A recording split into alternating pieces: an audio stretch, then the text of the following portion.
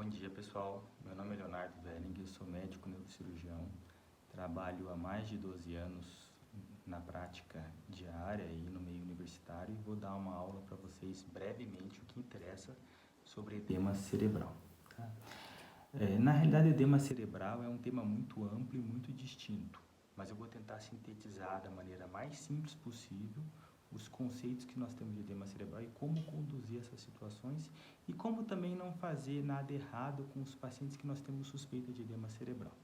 Se nós formos ler nos livros textos, existem vários tipos de edema cerebral. Edema citotóxico, que é conhecido no edema do AVC, edema vasogênico, que é o famoso edema dos tumores cerebrais, edema intersticial, que é o famoso nos pacientes com hidrocefalia, quando tem transsudação ao redor dos ventrículos, e um edema osmótico nas situações de hiponatremia e assim por diante. Aqui, basicamente, eu vou me ater em dois tipos de situação, nas situações pós-traumáticas e nas situações tumorais, e quando utilizar cada medicamento. Começamos primeiro com as situações tumorais. O edema do tumor cerebral, em que a gente pega esse paciente em emergência, muitas vezes é um tumor que gera edema vasogênico.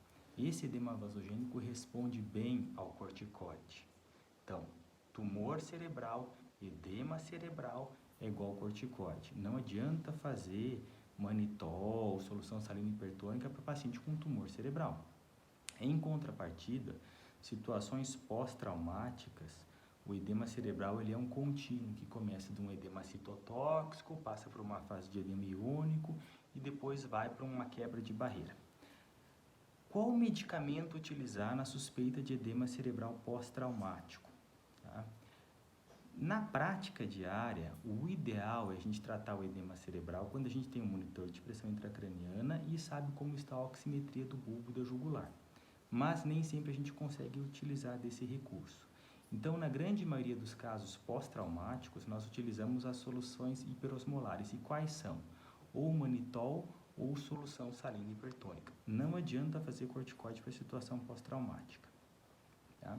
A única contraindicação de utilizar soluções hiperosmolares seriam em situações de hiperemia encefálica, em que você, utilizando uma solução hiperosmolar, você vai piorar o edema cerebral desse paciente. Por sorte, a grande maioria dos pacientes não passa por uma fase de hiperemia encefálica pós-traumática, e sim uma fase de oligemia encefálica. Por isso que nós lançamos mão de soluções salinas hipertônicas ou, eventualmente, manitol.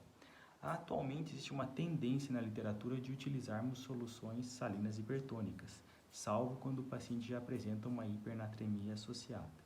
Ou seja, em resumo, edema cerebral pós-traumático, não adianta fazer corticoide. Edema cerebral tumoral, não adianta fazer manitol ou solução salina hipertônica. Esse é o resumo básico para a gente não errar, de como conduzir os pacientes com edema cerebral.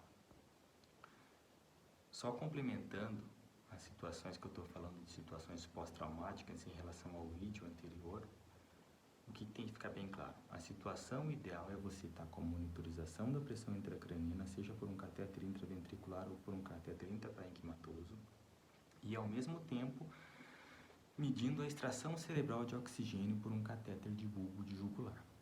Nas situações em que a oximetria do bulbo jugular está muito elevada, ou seja, o cérebro não está captando muito oxigênio e nós temos uma hiperemia encefálica, ou seja, a saturação do bulbo jugular está acima de 80% muitas vezes, quando a arterial está normal, nós temos hiperemia encefálica e você fazer solução salina hipertônica ou manitol é pior para esse paciente. Nesse caso, o ideal é você lançar a mão da hiperventilação por um período breve, tentando manter a PaCO2 do paciente em torno de 30.